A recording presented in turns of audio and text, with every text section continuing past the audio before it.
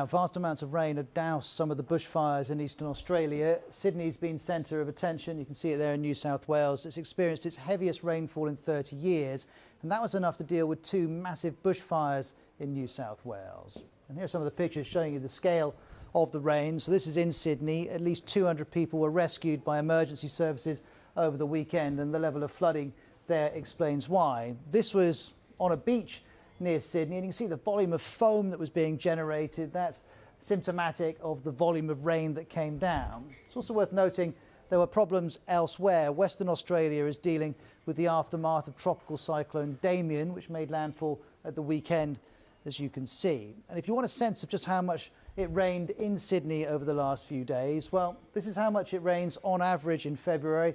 This is how much it rained over 4 days.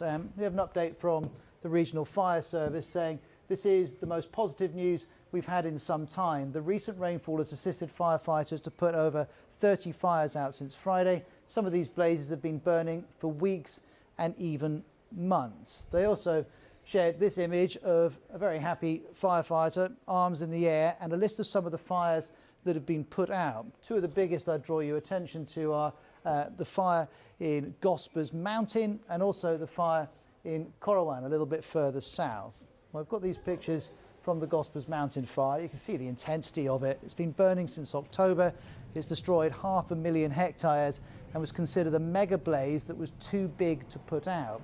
The Corrowan fire, well, that burnt for 74 days. It destroyed a similar amount of land and more than 700 homes. I should say, though, there are still fires burning in New South Wales. This more detailed graphic shows them marked, most of them south of Sydney. The Rural Fire Service is estimating about 30 continue to burn, but more rain is expected and those could be put out too.